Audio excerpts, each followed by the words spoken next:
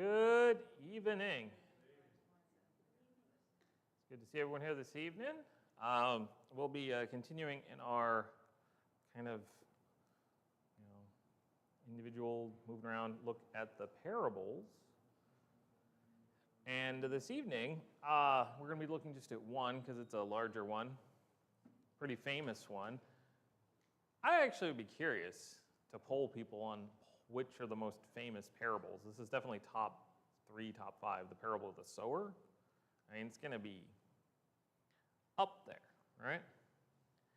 And part of it is because there's so much information tied to it. We're going to be looking in Matthew 13. And in this section, Christ is going to give the parable. But we have one of those rare cases where he's going to explain the parable too. So it makes for a really quick class. We'll know everything we need to know and we'll be done, right? Because there's nothing more to be said when it's just. Actually, what's interesting about the parable of the sower is that some people go to some directions with it that are odd. That's what I'll say in comparison with what it's really bringing about. So if you want to read along with me in Matthew 13, we're going to read verses 3 through 9, which is the parable itself to start. And then I think we'll kind of explore it a little bit, then we'll look at the explanation and then expand from there. So, verse 3, and he spoke many things to them in parables. Well, the setup is he is teaching, sitting by the sea, teaching in large crowds. He's sitting in a boat, actually, while they stand on the beach. And he spoke many things to them in parables, saying, Behold, the sower went out to sow, and as he sowed, some seeds fell beside the road, and the birds came and ate them up. Others fell in the rocky places where they did not have much soil, and immediately they sprang up because they had no depth of soil. But when the sun had risen, they were scorched, and because they had no root, they withered away. Others fell among the thorns came up and choked them out, and others fell on the good soil and yielded a crop, some 100, some 60, and some 100-fold, some 60, some 30. He who has ears, let him hear. All right. It's like a lot of parables, it's deceptively simple sound, right? So let's look at our elements. Let's explore our elements first. What differing elements do we have in this parable? You have the sower, okay, and we're not talking a seamstress. Actually, I should probably go caps, even though my O there is even sadder, but it might be a little easier for you to read. Okay, there's seed.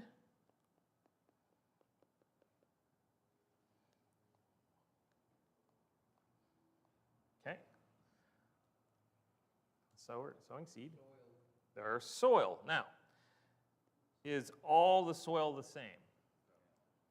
This is going to be important. Okay.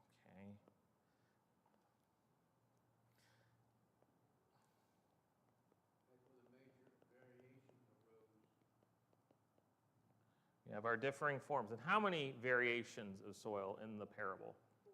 There are 4. 4 variations, so 4 different forms. You have the birds, you have the thorns, and they're going to be specific in the road. Basically, there are certain elements, sub-elements, for lack of a better term, in each of the soils themselves that are going to lean more information to them. So we'll probably explore them a little more as we go along, but in general, there's not a whole lot more in terms of the interaction. So we're doing his thing, the seed itself, and the soil it falls on. Could we glean information from what is given here if he hadn't given an explanation? Yeah, sure, certainly. Because there's a lot of figures elsewhere that one might suggest. So I'll do it this way. Let's try to define these elements before he does and see if we're right. Though most of us know this, so Who is the sower in this parable representing?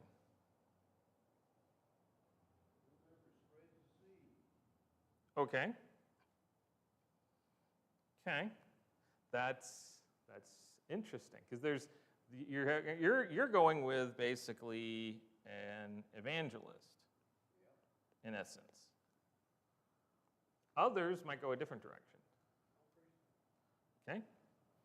General Christians. Others see the sower as God, interestingly enough. So there's nothing that says it has to be. You seem confused by that. It's a very common interpretation. Now, if you take, and then to be honest, that takes a more, maybe a Calvinistic idea. I think it's just this notion of, well, that doesn't really fit them that well either. It's very common for it to be God, to be it. There's nothing in the text that really goes there, but it's one that comes up. All right, what about the seed? The seed should be pretty easy to figure out. Okay, I'm going to move this 4 to here. I'm going to say just the word and gospel. Okay? So if the seed is the word, what would the soil represent? Okay. Hearers. Just hearers.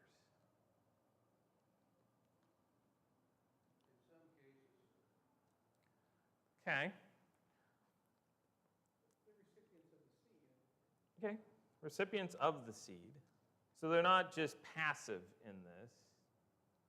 Okay, let's move down to verse 18, because it tells them why he speaks in parables in general, which is a kind of an important section for all of it. But verse 18, he states this out.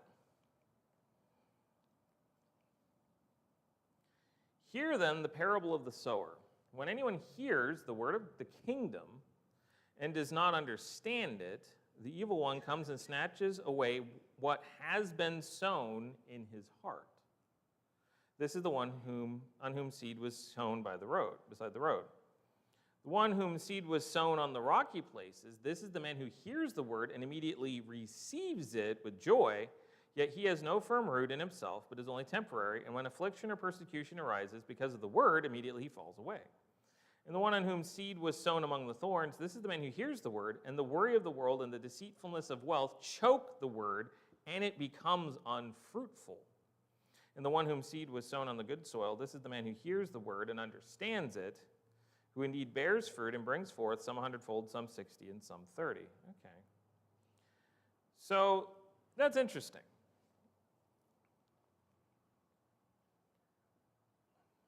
We'll see what we want to do with this question. Which of these seeds,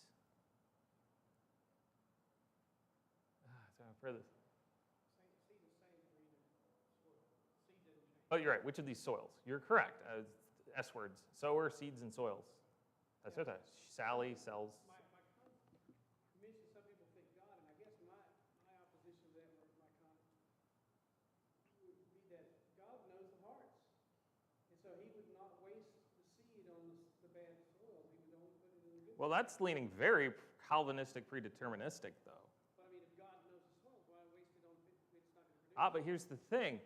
The sower doesn't care. If you look at it, that's always been a curiosity of the parable in and of itself. Typically, if you're out, I'm not a farmer nor the son of a farmer, but I'm assuming that you want to make sure the best seed gets into the best soil and isn't wasted, right? But in this particular demonstration, this sower is seen of just casting. He's just letting it go where it flies. And you might say, well, why? And there's some thoughts on that. Well, or that there's no limit in the seed.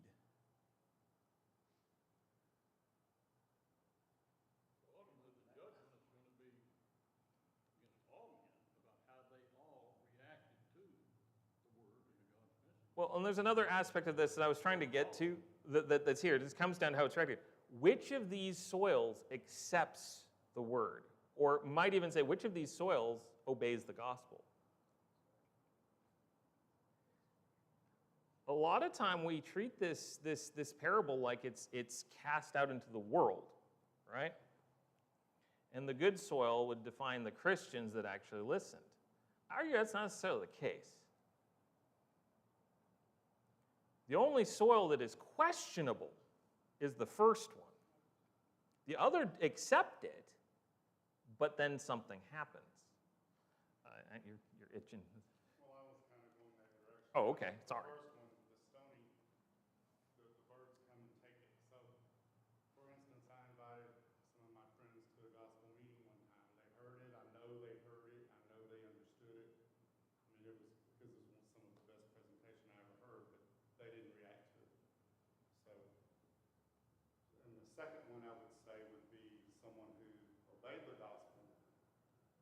And then I actually got mixed up trying to analyze this. Mm-hmm. The third one is the one where it's pretty clear they've obeyed the gospel and they attempt to live a Christian life and then they get choked out. Choked up by worry. But see, the second one says in the phrasing, the second one is there. On the rocky places, who hears the word immediately receives it with joy. But then there's no firm root. The thing is, you can't have a plant without a firm root if there's no plant. A lot of times we look at this and we like to think this is, the three soils describe those out there. We're all the good soil, and that's not what he's talking about at all. He's actually talking to his own crowd who are listening to seed right then. And that, if you look at it that way, it definitely shifts the parable a little bit. Because it'll start to deal with a lot of things that hit home a little more. Then it's very easy to be like, I don't have worries. I don't have I'm the good soil. Again, and in parables, there's a degree of interpretation. But the sower is just casting seed. He isn't concerned where it's falling at all.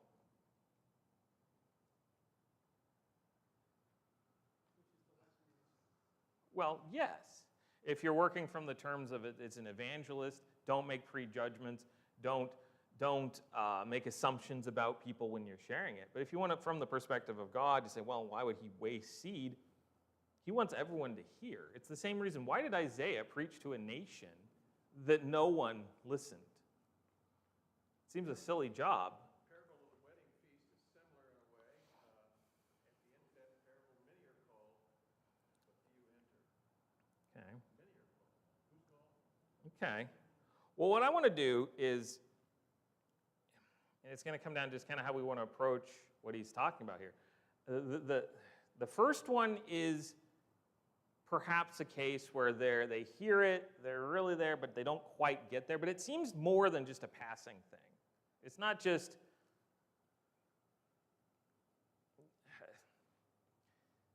there's some, the seed has struck something. It just doesn't have a chance necessarily to germinate. But it's not a passive, there was a Bible on the shelf and I didn't read it. It more fits your example of someone invited to something else. They were at that gospel meeting. They heard it. It just didn't quite get there. So what I want to do is kind of break these. Well, I've done this with a larger one. I don't know if I want to do it this way, because I can just have infinite slides here. Usually I make it like a big plus grid.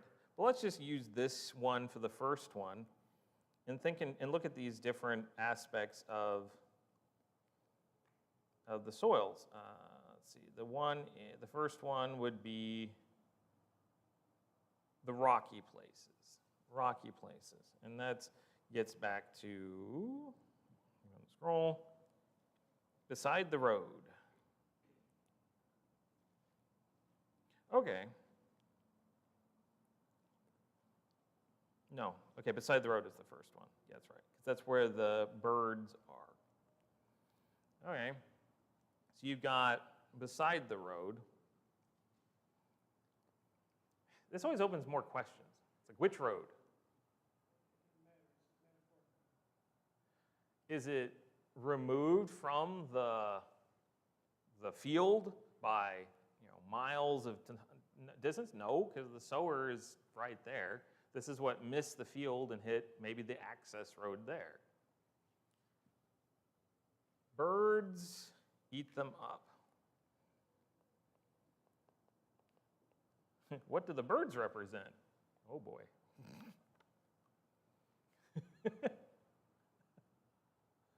By the way, that's a rhetorical one. It's like, huh? Well, if the seed's the word, Birds are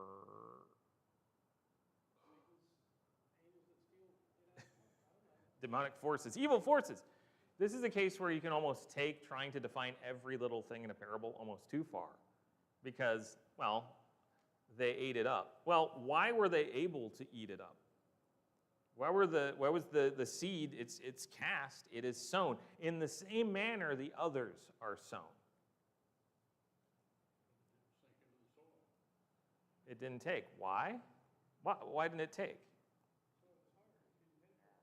So you had hard soil.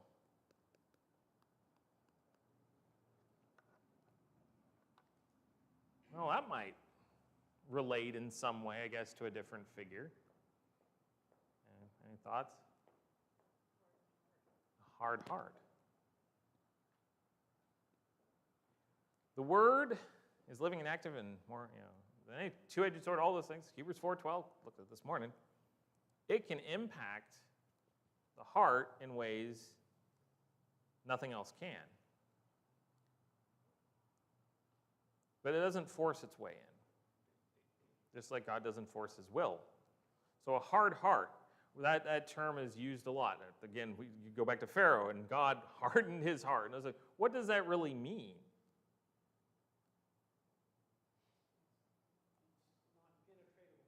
Okay, not penetratable. Why? Oh, Stephen? The verse down below, when he starts explaining it, talks about they didn't understand it. Okay. So that would almost seem to give them an out. Well, I mean, if I don't understand it, but I don't think it's quite that simple. And it's kind of like when God hardened Pharaoh's heart, he took what was already there. So why did people not understand it? They already have. I mean, I've pleaded with certain people, and given them good explanations, but they still want to go off in a denominational direction. And they can't give me a good reason for it, but they still choose to It's a do that. preference. Yeah. And basically it's, well, we just disagree. Okay, why? Why? I mean, they won't answer the explanation. So I think they're already, I don't think it's an innocent, I don't understand it. Does that make sense? Yeah. I don't know what your version says. Mine is the New King James. It says, No, New American Standard says the same thing in verse 19. When anyone hears the word of the kingdom and does not understand it. And, let's see if I can get it's going to give me the English. I have the Greek here, but it's a little harder to see on my phone. Is it? Based on note. That's one that could be interesting to dig into. Understanding doesn't necessarily, it can be taken a few different ways. Is the message hard to understand?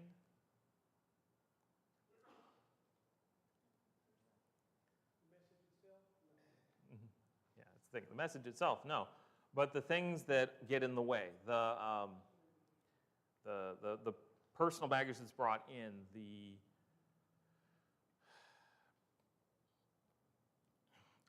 other stuff that needs to be cleared out of the way, weeds. A field needs to be hoed and weeds sometimes. The preconceptions we have, the baggage we bring in, those things can get in the way. And understanding can be taken, you could read that in some cases like, well, okay, they didn't comprehend it. They weren't able to cognitively, no, that's not what he has in mind. Someone who is unable to cognitively understand is in a very different situation.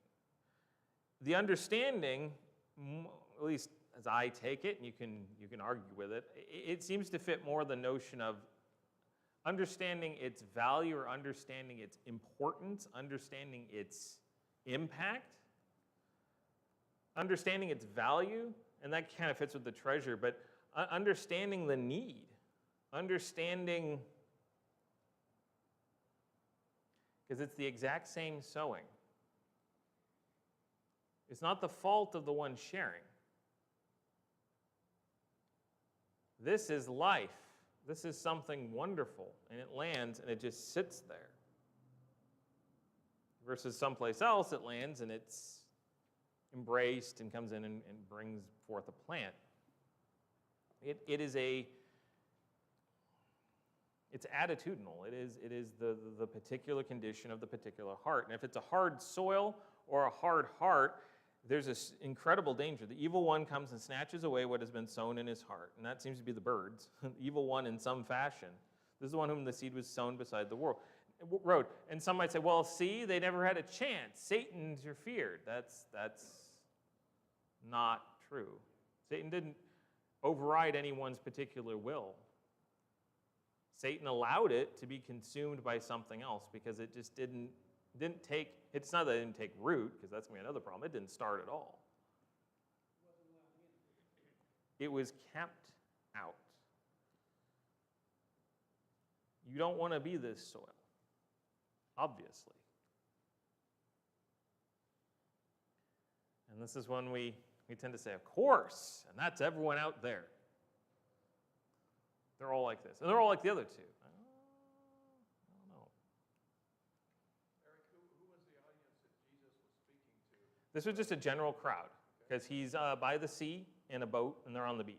So there weren't any Christians there at that time? Well, there weren't any Christians yet, because the church hadn't got, but even his disciples, if you want to use the term disciples, they were there, but it was a mix. It would have been a general crowd. I don't, and this is just me, you're talking about personal opinions, but I don't see the importance of the parable as us to think of the soils per se, as much as the activity of the sower, if that makes sense. The sower sows the seed, not looking at the soils going, well, it's not going to grow here, so I'm going to restrain it, and I'm not going to give it there. We're going to, only to the good soil. Or I've heard people teach the parable saying, we're supposed to prepare the soil. Well, there's no description of I mean, now, as a rancher, as a farmer, we did. You know, we used chemicals, we prepared the soil, everything was. But this parable is not talking about the soils per se as much as the activity of the soil.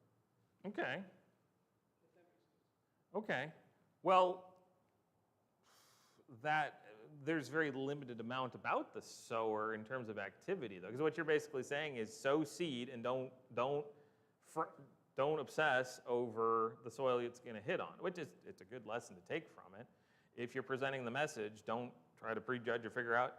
It will land where it lands, and it'll grow where it's going to grow. You can get a bit fatalistic with that if you're not careful, but that's there. I just wonder if there's a warning, is the thing, in the different, he identifies some very specific problems, and he goes to the trouble of explaining them, of why these certain soils fail. And they're on point with some other things that he says. We're going to see worry, and we're going to see treasure. Big themes back in the Sermon on the Mount, in terms of getting the crowd to make sure, for lack of a better term, that they have good soil. And here's the other question, and again, it's stretching the parable only so far, and I'm kind of getting to the end too fast, because that's fine. Can soils change, in terms of what we're presenting and how we will deal with the plant and so forth? If you want to get back to the good and the bad fruits and so forth, there's those angles as well, is all. But I don't want to get ahead of that too fast. You had a hand? Well, there's a song, Wait a Little Longer, Please Jesus. It's a kind of a plea to give more people more time to make a response. And so I do believe soils can change. They may not, but the potential is there. Okay. And then I was going to say, you said who is the audience? And maybe it's just understood, but it wasn't stated. These are Jews. Yes.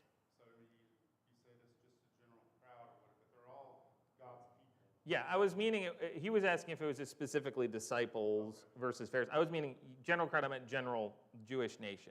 You're correct, though, which goes back to that field white unto harvest comment that we like to use a bit when he is pointing out these were a prepared people for the message that was to come more so than others.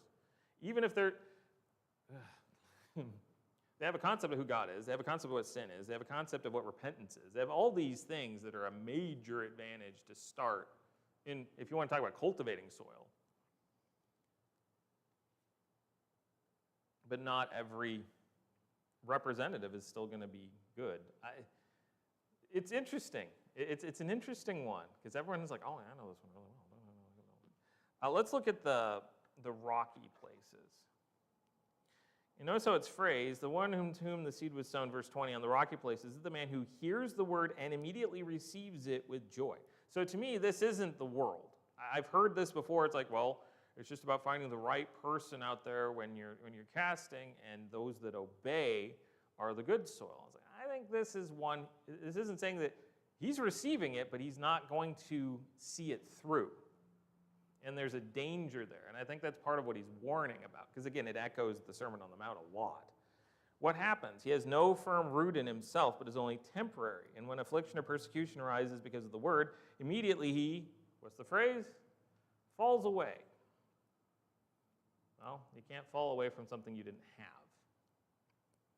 So what do we have here? We have, the root. And his is weak, not firm. No firm root. No firm roots. Not a farmer nor the son of a farmer, but if you don't have any good roots, what happens to your stuff? The topsoil to absorb the moisture to generate nutrition for the plant. Okay. And it doesn't grow healthily. It doesn't stay strong. It doesn't withstand later pressures, storms, and winds and various things. And if you have a hillside that burns and all the plants are gone, it also starts to slide, which is always fun. So when all that grass on a hill, those roots are important. Okay. He receives it with joy. Is this someone who is disliking the seed? No, this plant's going, possibly like bamboo. It's almost too fast for itself, right? He receives it with joy, so what happened? What changed? To me, it's like some folks that are highly emotional. Okay. And it should be an emotional thing, but sometimes emotions are higher than the underlying commitment. Okay. I don't know if that's pretty good. But I mean, we witnessed this. I mean, there were people that came and obeyed the gospel, and I don't know if we just didn't have the substantive group to build them up. We were very small, or what it was, I'm not blaming anyone, but people just would drift away. Okay. Generic problem with the church today anyhow. It is the most dangerous time, statistically, with new converts is the first 6 months. And there are varied reasons for that. If you come into it with an expectation that isn't met with reality, like a rose-colored picture, rose-colored glasses picture, that everything's going to be perfect, or I'm now immediately going to have all this, and people are imperfect, or perhaps, my problems will be fixed, my bank account will be fixed, my other earthly things, or if even if you just have this notion that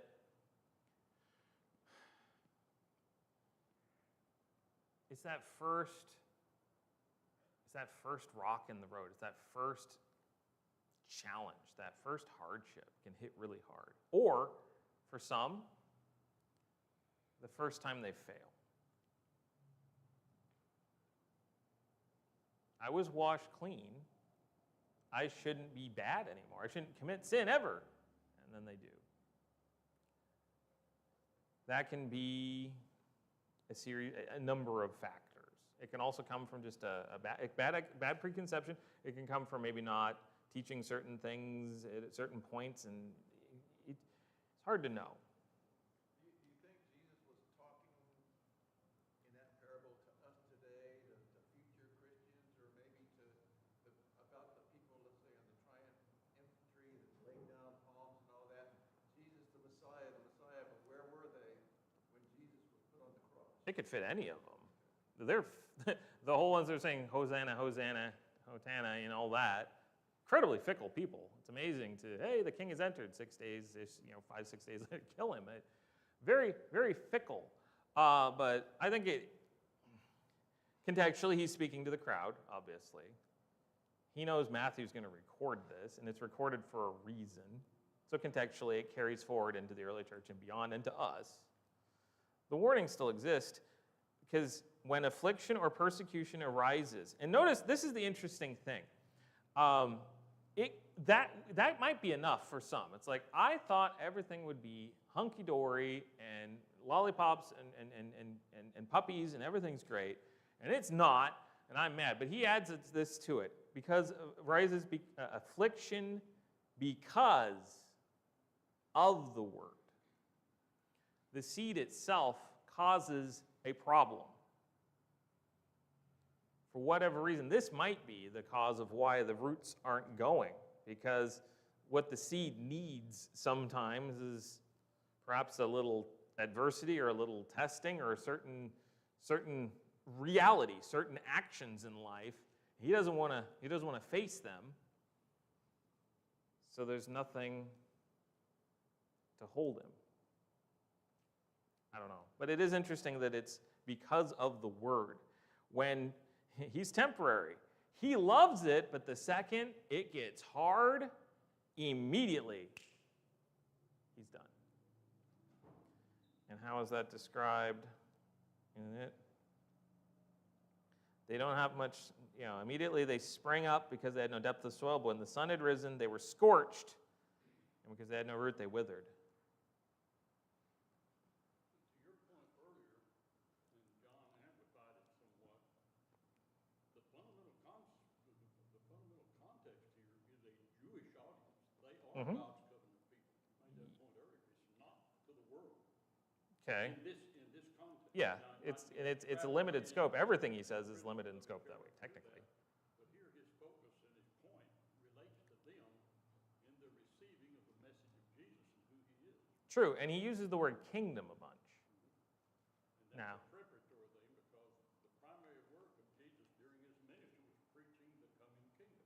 It was. And they had to receive it or reject that. And here's the thing. They would see this very immediately when the church was young, when she blossomed up in a bunch of numbers, didn't have any trouble, and then she did. And when persecution hit, she scattered and grew, but a few of these in the rocky soils would have been done. We went from multitudes following to a final group of about 120 out of all those multitudes. That John was referring to. That is true when you're talking about them up until Acts 1, those that were gathered there, and then it grew again. That's true too.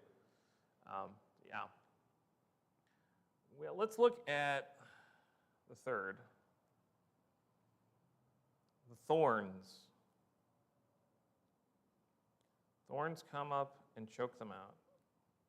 This is the man who hears the word, and the worry of the world and the deceitfulness of wealth choke the word, and it becomes unfruitful. Now, I'm not reading that as someone who doesn't accept it, because that phrasing fruitfulness implies you've done something with it.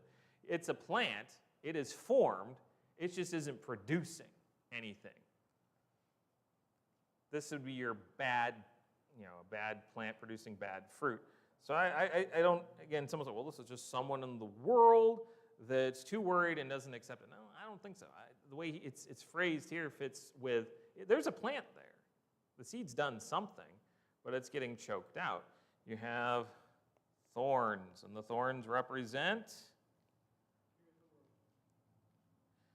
worries,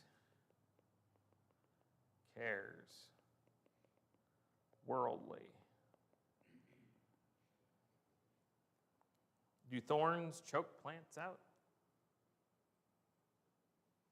So do those, what is the stuff that's around the rose bushes all the time? The vines? Oh, yeah. Yep.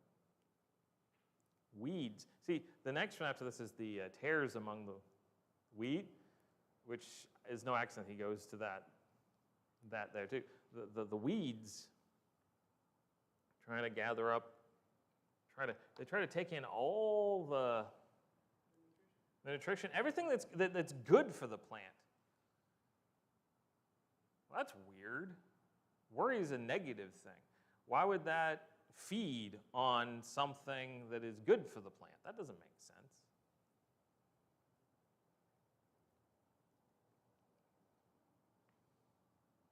Notice it's the worry of the world and the deceitfulness of wealth. earthly concerns. Does this actually, see, when you read the first part, it's like, oh, this is someone much like the other. Oh, persecution, hardship came, or he's worried about it.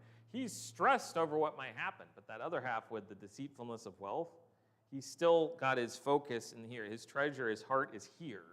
It's not there. And so everything that could be feeding the plant that's going on is instead fading away and being stolen away. It's allowing it to be pulled away.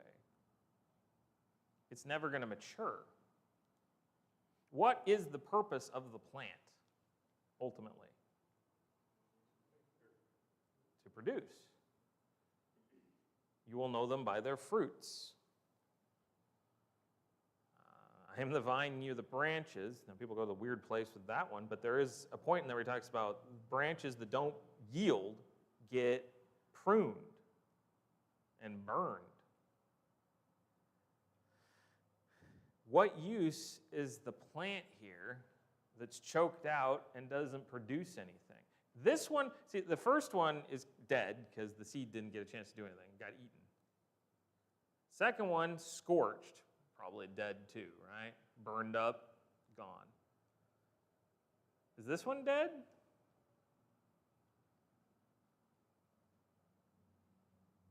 Sometimes they end up dead, sometimes they survive. I mean, you can see this in your actual gardening. Well, that's the thing is he doesn't give any emphatic. All he says is it's unfruitful, and that's in a way worse. It's Laodicea. They're there. They think they have something, but they're not. It's not producing anything. It's the parable of the fig tree, which we'll get to too. There's another place where it says the husbandman, it's a different one, but the husbandman gets a little more time to work with that plant. I don't remember where that's at. Mm-hmm. And so sometimes that pays off, sometimes it doesn't. That's kind of what I was referring to. Okay.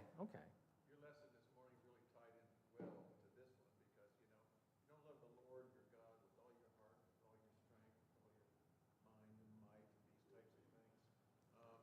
You can't produce good fruit. Okay. Well, this is. Any other things you're worried about? Yeah.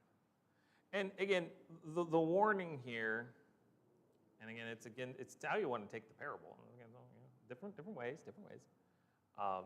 He talks a whole bunch about, in the Sermon on the Mount and in other themes, he talks about worry and he talks about treasure. He talks about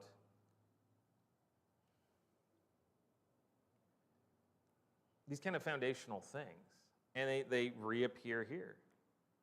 And you have, of course, I don't know if we even have to explain, good soil, good. But you could also describe it as not others. It's lacking in the quality that the others have. The one in whom seed was sown on the good soil, this is the man who hears the word and understands it. So, okay, there's that. Oh, well, I guess that the guy on the beside the road just, poor him, he couldn't figure out what it meant. No, that's more than that. What does it mean to truly understand the seed? It's more than just accepting the ideas. It's more than just doing the right things. It's more than obeying the commands.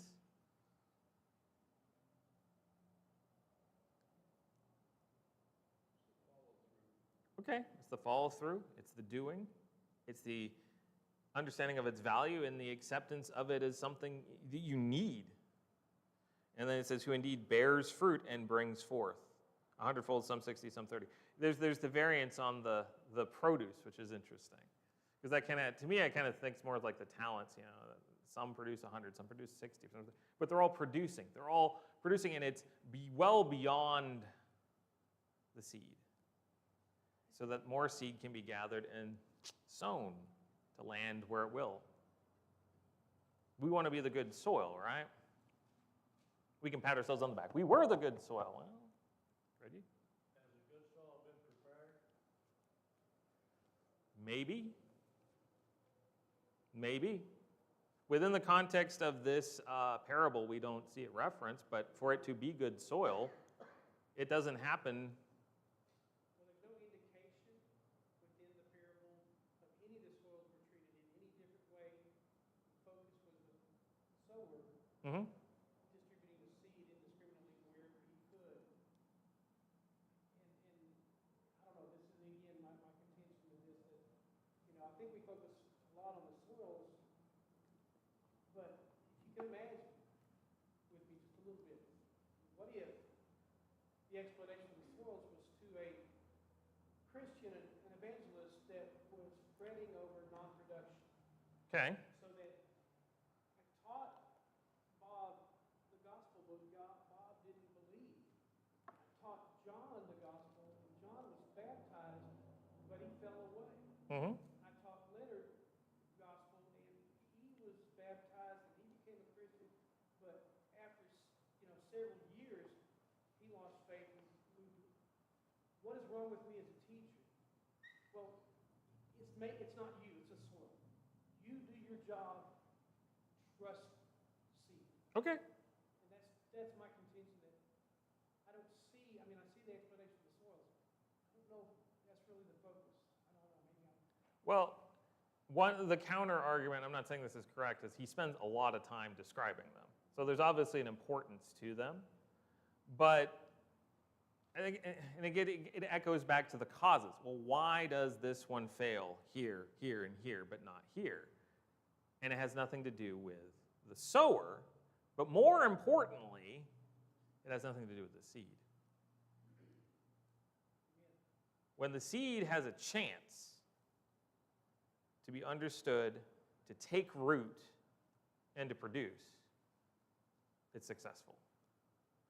But the seed doesn't automatically do that in and of itself because it's information. Not to take away from the word itself, but it's information. It's what human beings do with it that ends up being very important in this. And that gets back to the sower of why you can be an evangelist and answering that question of why it's not about you. And that's an important lesson. And you could also have it go with, preaching in season and out of season. It's going to be times when it's unpopular and you got to still be said. Isaiah spoke to a whole nation that no one listened to. But if you put it in terms of just, if it's God, which is maybe an odd figure, the idea of just seed being out there, that focuses also on it will continue to be cast. It's just going to be done. The seed will do what it does if it is in the right soil. What kind of soil are we? Becomes kind of a question. I don't know. I know what kind of soil you want to be, and so you can avoid some of these things. I don't know if that's quite his focus. Like I said, this is one that can have a whole lot of elements that you get into. And then asking, is it prepared soil? But, well, the best soil is. He's speaking to an audience of the Jewish nation. A lot of them had some really bad preconceptions that were going to get in the way of what could come. If the seed fell on a rich Pharisee who was obsessed with his own wealth, it's not going to have the same impact. It could be a thorny soil. It's going to fall on someone that's just wanting to get through life and doesn't care about these things and just phones it in. That's the by the road. But they all would have an understanding more so than some fields even today, because they had a concept of God, they had a concept of, this is the Messiah standing right in front of them. Whether they accepted him as such or not, it depended on the day, I swear. He was preparing them for a challenge that was gonna come, and most of them fled. I don't know. His own disciples and apostles fled for a short period of time until he showed himself to them in the upper room. Yep, that was true. They were told to stay in Jerusalem, and then they were just kind of just hanging around. He ascends, and they're doing this, and the angel, I love the angel comes like, why are you looking at heaven? He's going to return in the same manner. Wait here. They choose Matthias and then Pentecost. We could have gone 14 different angles with this. I wanted this to be kind of more free in our exploration. Have we answered some questions? Have we created some new ones? Any new thoughts, or is it everything you always knew before? One quick observation. Okay. Luke described it, and the wording is a little more simple. It's true. And maybe easier to get the point of it when he describes the falling by the wayside. Okay. How does? And the reaction to that. All right. Give me that particular reference in Luke. In Luke 8, in the 12th verse. Okay. Luke 8:12. Those beside the roads are those who have heard. Then the devil comes and takes away the word from their heart, so that they will not believe and be saved. Okay. But notice it's. The phrasing can change our perception a little bit sometimes. That's true. But notice it's positional to where, okay, these aren't accepting it. It never is able to take root, but it's not on their foot. It's not on the shelf. It's on their heart. It's right there. They're being struck. So it's not a failure of the sower or the seed, again. And that could go to the evangelist who might be concerned. It's just, they're not letting it in. And the implication is it's not going to stay there indefinitely, because life will get in the way, or something else will get in the way, something will come along. In the book of Mark,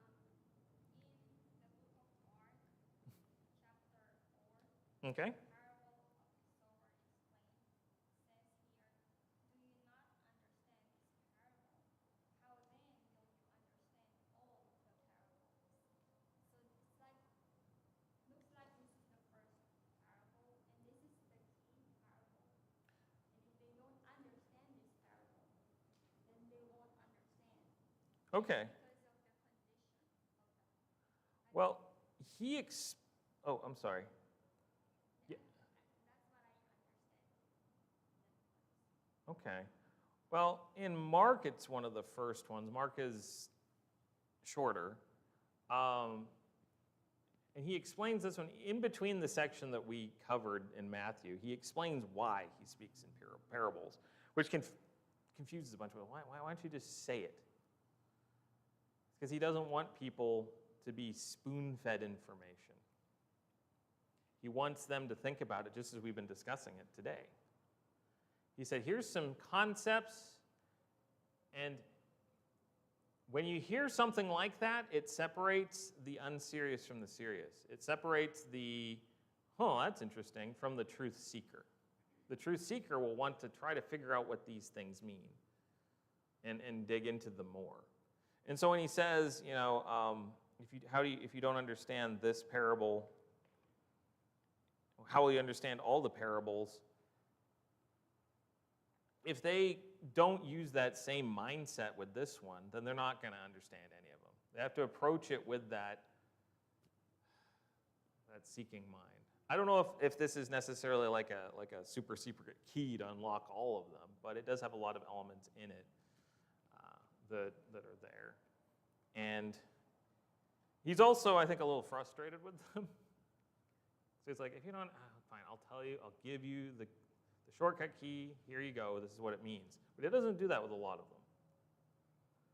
Now, a lot of them do fit more of like a general, idiom or expression, but anyway. But yeah, it is in Mark and Luke as well, just to add to the complication. All right, any other thoughts? We're there. Jews like to allegorize everything, just as an excuse to get away from it, thus saith the Lord. True, allegory was a big thing, and it can get a little silly. It can get very silly. Okay. Well, is there anything else we need to mention this evening? Is there anyone that needs the Lord's Supper?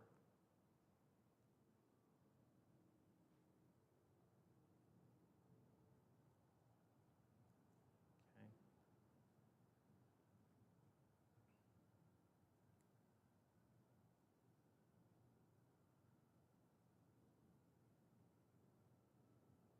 I guess make sure that, okay.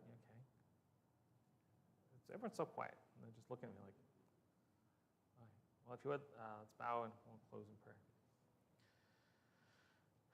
Father, we thank you for this time to look at a parable, to discuss and to dig into the ideas inside of it, and to try to glean what we can. We thank you for your word and for being able to do that again and again, and to glean more and more as we do each time. We ask that you be with our family here, that we stay strong, and as we enter back into the world, that we remember whom we serve and lean on one another and lean on you. Be with those that are struggling physically, emotionally, especially spiritually. Help them to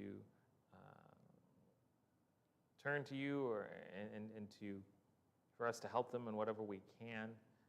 Be with those like Gina that are recovering, and we thank you so much for life, for hope, and for your Son.